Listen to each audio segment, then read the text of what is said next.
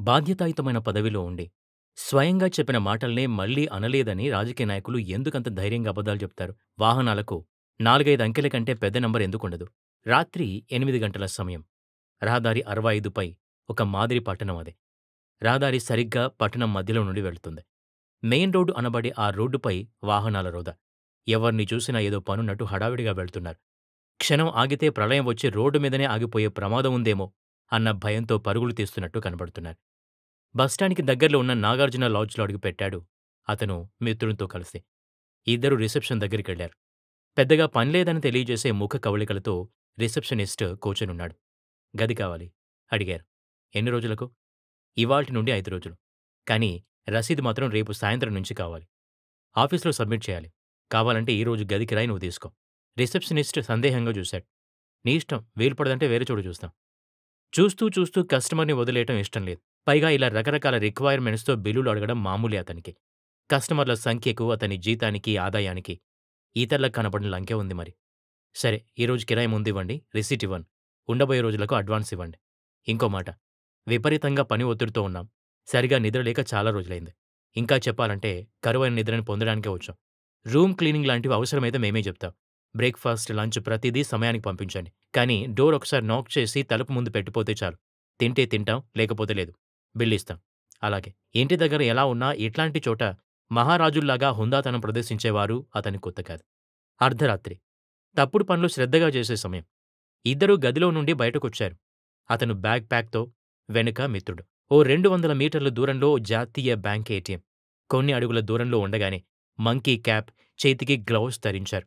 ఏటీఎంలోకి వెళ్ళగానే చేతిలో ఉన్న పౌడర్డ్ క్లాత్‌ని సీసీ కెమెరాపై విసిరాడు. మిత్రుడు బయట నిలబడ్డాడు.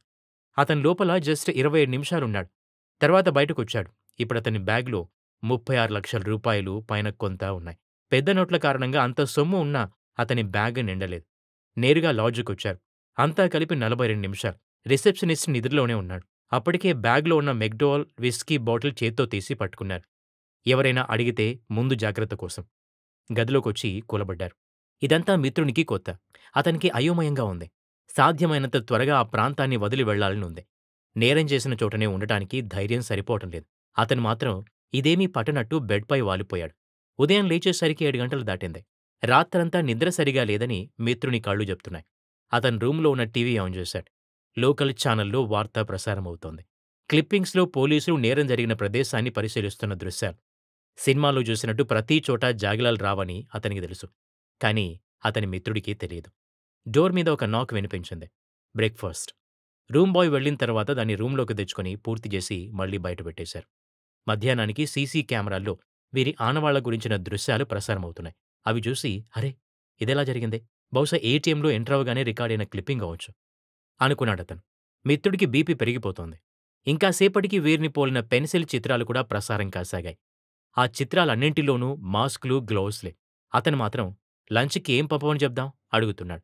టీవీ వాళ్ళు మాత్రం నేరస్తులు ఎంత వేగంతో పోతే ఎంత దూరం వెళ్లే అవకాశం ఉంది అనేది యానిమేటెడ్ వీడియోస్ లాగా చూపిస్తున్నారు. మరో రోజు గడిచింది. ఇంకాస్త వివరంగా యానిమేషన్ వీడియోలు. నేరస్తులు ఏ ప్రాంతం వారై ఉండే అవకాశం ఉంది? పాత నేరస్తుల్లో దొంగతనం చేసిన విధానం ఎవరితో పోలి ఉంది? వగైరా. పోలీసులు టౌన్‌లో ఉన్న అన్ని లాడ్జిలు తనిఖీ జరుపుతున్నట్లు వార్తలు చెప్తున్నాయి. నేరం జరిగిన రోజు, ముందు రోజు ఎవరెవరు లాడ్జిల్లో దిగారు, వారి అడ్రస్‌లు తెలుసుకుంటున్నారు. అతననుకున్నట్లుగానే పోలీసులు వీళ్లున్న లాడ్జికొచ్చి రికార్డులు చెక్ చేసి వెళ్లారు. నాలుగో నాటికి సద్దుమణిగింది. ఇన్ని రోజుల్లో వారిద్దరి మధ్య పెద్దగా సంభాషణలు జరగలేదు. టీవీల్లో ఎవరో రాజకీయ నాయకుడన్న ఒక మాటపై చర్చోపచర్చలు, వాదోపవాదాలు నడుస్తున్నాయి.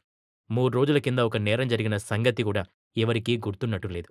ఇంకో ఛానల్‌లో 3, 4 ఏళ్ల పాప ఒళ్లంతా విపరీతంగా తిప్పుతూ రీసెంట్‌గా వైరల్ అయిన ఓ సినిమాలోని పాటకే నృత్యం చేస్తోంది. మాటిమాటికి వచ్చే కొత్త సినిమాల ప్రకటనలు, చర్మం రంగు మార్చే క్రీముల ప్రకటనలు అంతా మామూలుగా, బహుమామూలుగా కనబడుతోంది. 5వ రోజు అతను వెళ్ళిపోదామన్నాడు. ఇప్పుడా? ఎవరైనా గుర్తుపడితే? మిత్రుని గుండె దడదడలాడింది. కానీ ఆ మాట బయటకనలేదు. లోపలనుకున్నాడు. ఉదయం 10 గంటలకు రూమ్‌లో నుండి బయటకొచ్చారు. రిసెప్షనిస్ట్ దగ్గరికొచ్చాడు. వెనుకనే అతని మిత్రుడు. రిసెప్షనిస్ట్ నమస్కారానికి ప్రతి నమస్కారం చేసి బిల్ క్లియర్ చేసి అదనంగా కొంత ఇచ్చి లాడ్జ్ బయటకొచ్చారు. అతను నింపాదిగా నడుస్తున్నాడు. వెనుక మిత్రుడు హడలిపోతూ. బస్టాండ్ చేరుకున్నారు. ఎవ్వరూ అనుమానించలేదు. సమాజంలోని జనాల ఏకాగ్రత, జ్ఞాపకశక్తి, ప్రాధమ్యాల గురించి అతని అంచనా ఎప్పుడూ తప్పలేదు. బస్ స్టాండ్‌లో ఉన్న టీవీలో స్క్రోలింగ్ వస్తోంది. పోలీసులు దోపిడీ చేసిన వారిని పట్టుకున్నారు. త్వరలో వారు దాచిన సొమ్ముని రికవరీ చేస్తామని అధికారులు చెప్తున్నారు. అతని మిత్రుడు బిత్తరపోయి చూస్తూ అదేమిటి? అన్నాడు. నవ్వుతూ మిత్రుని చేయి పట్టుకుని లాగుతూ అక్కడున్న బస్ ఎక్కేశాడు అతను. పోలీసులు ఎలాగైనా కేసు పరిష్కరిస్తారు. వారు బస్సు దిగేసరికి ఏమైనా జరగొచ్చు. ఎప్పటికి ఏమీ జరక్కపోవచ్చు. బస్సులో కూర్చున్న అతనికి ఉన్నట్టుండి ఓ ఊహ తట్టింది. జనాలు వారికి ఉండి తీరాల్సిన తెలివిడితో చైతన్యంతో ప్రవర్తిస్తే ఇది తప్ప వేరే పని చేయలేని తనలాంటి వారికి, నాయకులకి బతుకుతెరువు ఏమిటా అని.